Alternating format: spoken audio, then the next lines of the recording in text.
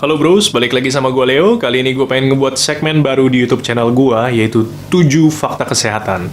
Tapi karena gue tahu subscriber gue banyak yang suka kopi, dan gue juga suka nge-review kopi, jadi gue mulai dari kopi ya. So this is 7 fakta kesehatan tentang kopi.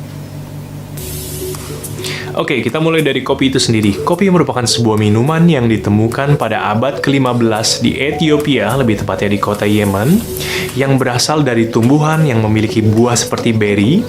Kemudian di dalam beri ini terdapat biji. Nah, biji kopi ini yang kemudian di roasting, dan setelah di roasting digiling menjadi bubuk kopi yang kita kenal sekarang. Nah, kopi ini sendiri memiliki banyak spesies, tapi hanya 2 spesies yang diperdagangkan secara umum. Yang pertama adalah Coffea arabica, atau kita lebih kenal dengan nama kopi arabica, dan juga Coffea canephora, atau kita lebih kenal dengan kopi robusta. Nah, kopi ini sendiri memiliki senyawa yang disebut dengan kafein, yang memiliki nama ilmiah 1,3,7-trimethylxanthin. Nah, nanti kita akan kembali ke nama ilmiah ini di fakta-fakta yang kita bahas ya. So, kita mulai dulu dari fakta yang pertama. 1. Kopi merupakan minuman yang mengandung kafein tertinggi. Kita tahu kita tidak hanya menemukan kafein pada kopi ya, pada teh ada, kemudian pada coklat ada, dan juga pada minuman bersoda seperti cola itu ada ya. Tapi kita pengen tahu nih, berapa banyak sih kafein yang ada di dalam sana? Oke, kita mulai dari 1 cangkir kopi 180 ml memiliki 100 mg kafein ya. Oh ya, kita sebut di sini adalah kopi arabica ya, karena ini yang paling sering banyak dijual dan sekarang yang dipopulerkan. Dan kandungan kafeinnya sendiri ya lebih rendah dari robusta. So, kalau kita hitung ke robusta, kita bisa kalikan 2, karena robusta memiliki kafein yang 2 kali lebih banyak daripada arabica. Yang kedua, 1 cangkir teh hitam sama ya, 180 ml memiliki 50 mg kafein, ya setengahnya. Kalau 1 cangkir teh hijau, berapa kafeinnya? 15 mg. 1 cangkir coklat hanya 10 mg. Dan 1 kaleng minuman soda, perlu diingat bahwa 1 kaleng itu adalah 360 ml atau 2 cangkir ya, memiliki kafein sebanyak 40 mg. Minuman ini seperti minuman cola ya yang kita kenal, yaitu dia 40 mg. Jadi bisa dibilang kopi memiliki kafein tertinggi, apalagi kopi dengan spesies robusta ya. Kita bisa kalikan 2 tadi, kalau itu 100 bisa 200 mg. So, kalau kita pengen dapetin khasiat dari kafein sendiri, paling gampang kita temukan di kopi. Walaupun kita tahu ada juga sih tablet kafein ya, atau obat-obat yang mengandung kafein ya. Oke, kita masuk ke fakta kedua. Kopi menghilangkan kantuk. Ya, ini merupakan fakta. Bagaimana kopi bisa menghilangkan kantuk? Pertama adalah kita harus tahu di dalam otak kita terdapat senyawa yang disebut dengan adenosin. Adenosin sendiri itu merupakan neurotransmitter inhibitor. Jadi dia merupakan senyawa di otak kita yang gunanya untuk menghambat. Nah, pada saat kita bangun tidur, adenosin itu terus diproduksi tiap jam. Sampai pada saat adenosin itu mencapai level tertinggi, kita mulai merasakan ngantuk. Nah, pada saat kita minum kopi yang mengandung kafein ini, ya, kita tadi tahu kopi merupakan 1,3,7-trimethylxanthin. Nah, adenosin ini sendiri ternyata merupakan golongan xanthin. Ya, jadi pada saat kita minum kopi, kafein ini mampu masuk ke dalam reseptor adenosin yang ada di dalam otak kita. Nah, jadi adenosin ini yang seharusnya masuk ke dalam reseptornya itu tidak bisa masuk. Nah, yang masuk adalah kafein. Kafein ini memblok adenosin. Nah, ini yang menyebabkan kita tidak merasa ngantuk, karena reseptor adenosinnya telah diblok oleh kafein. So, buat kalian yang pengen belajar sampai larut malam, ya mungkin bisa dengan kafein ya. Tapi juga perlu diingat bahwa efek ini memiliki jangka waktu juga.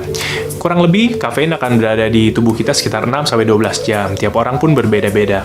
Tapi bila efek kerjanya, kemungkinan ya hanya sekitar 2-4 jam saja ya. Setelah itu mungkin kita sudah tidak merasakan efek dari kafein itu.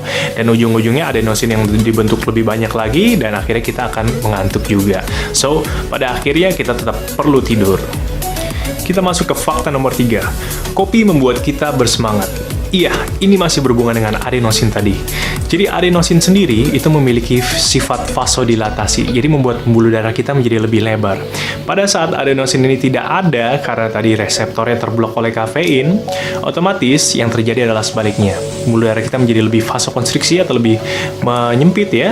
Ini menyebabkan kelenjar hipofisis kita atau master of glands, di mana merupakan kelenjar yang memerintahkan kelenjar-kelenjar lainnya untuk mengeluarkan hormon, itu memerintahkan kelenjar adrenal kita, yaitu kelenjar yang berada di atas ginjal kita, untuk mengeluarkan hormon yang kita kenal dengan adrenalin. Pasti sering dengar ya adrenalin. Nah, adrenalin ini memiliki efek meningkatkan denyut jantung, meningkatkan pernafasan kita, kemudian meningkatkan tekanan darah kita, dan juga membuat sistem pencernaan kita menjadi lebih lambat. Maka pada saat itu kita akan menjadi lebih bersemangat, lebih excited. Nah, efek ini juga yang diambil untuk biasanya digunakan pada orang-orang yang ingin diet. Karena tadi melambatkan sistem pencernaan kita. Itu tadi fakta nomor 3. Oke, kita lanjut lagi ke fakta nomor 4. Kopi membuat kita merasa lebih senang. Mengapa ini bisa terjadi? Selain proses-proses yang udah gue sebutkan tadi, kopi juga menyebabkan dilepaskannya neurotransmitter yang disebut dengan dopamin. Nah, dopamin ini merupakan salah satu dari 4 senyawa yang mengaktifkan pusat kesenangan di otak kita. Selain serotonin, oksitosin, dan juga endorphins. Jadi ini merupakan peran dari dopamin. Oke, kita masuk ke fakta nomor 5. Kopi tidak menyebabkan peningkatan resiko terkena penyakit hipertensi dan juga penyakit jantung koroner. Oke, seperti gue jelaskan tadi, kopi memang secara langsung meningkatkan tekanan darah kita melalui mekanisme dilepaskannya adrenalin. Namun, dalam jangka panjang telah dilakukan penelitian bahwa orang yang minum kopi dengan orang yang tidak minum kopi memiliki resiko yang sama untuk terkena hipertensi. Jadi bukan berarti kalau minum kopi, resiko terkena hipertensi lebih tinggi ya pada saat nanti jangka panjangnya gitu. Tapi pada saat kita minum kopi, memang secara langsung biasanya tekanan darah akan meningkat melalui mekanisme adrenalin tadi. Jadi apabila Anda sudah memiliki penyakit hipertensi, perlu dipertimbangkan untuk menjaga dosis kafein tersebut agar tidak berlebihan. Ya, untuk iseng saja sedikit-sedikit boleh, tapi kalau misalnya memang tekanan darah Anda sedang tinggi, pada saat Anda minum kopi, pasti akan lebih meningkat lagi. So, itu yang perlu diperhatikan. Dan mengenai penyakit jantung, telah dilakukan penelitian juga bahwa orang yang mengkonsumsi 3-5 cangkir kopi per hari, Arabica ya, dalam jangka panjang, tidak meningkatkan resikonya untuk terkena penyakit jantung juga. Itu dia. Oke, kita masuk ke fakta nomor 6. Kopi tidak menyebabkan dehidrasi. Seperti kita tahu, pada saat kita minum kopi, biasanya kita akan lebih sering ke belakang untuk buang air kecil. Inilah efek dari kopi yang kita sebut dengan efek diuretik. Namun, efek diuretik ini ringan, tidak menyebabkan kita sampai dehidrasi. Perlu diingat juga bahwa 98% dari kopi yang kita minum adalah air. 2%-nya adalah zat terlarut. So, pada saat kita minum kopi, kita juga memasukkan cairan ke dalam tubuh kita. Namun perlu diingat bahwa kita tetap harus memenuhi kebutuhan cairan kita per hari, yaitu sekitar 2 liter atau sekitar 8 gelas air berukuran 250 ml. Sampailah kita di fakta terakhir. Fakta ketujuh. Kopi menyebabkan peningkatan produksi asam lambung. Betul sekali bahwa kopi tidak secara langsung menyebabkan kita sakit ma, namun pada saat kita mengkonsumsi kopi, kafein akan membuat hormon gastrin dilepaskan. Pada saat hormon gastrin dilepaskan, hormon gastrin akan menyebabkan dinding lambung mensekresikan asam lambung. Inilah yang membuat orang-orang yang sensitif biasanya merasakan nyeri di ulu hatinya. So, bila kalian memiliki sakit ma, ada baiknya kalian makan dulu sebelum minum kopi.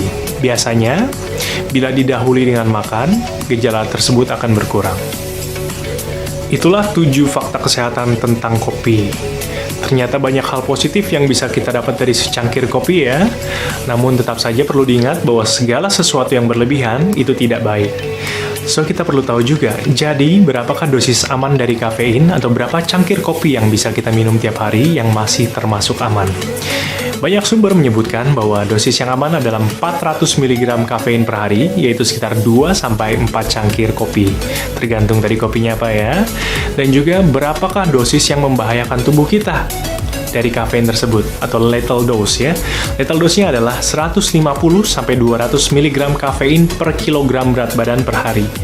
Jadi kalau berat gue 70 kilo, jadi dosis yang membahayakan gue adalah sekitar 10 gram ya. Jadi 10 gram kopi itu sekitar berapa banyak?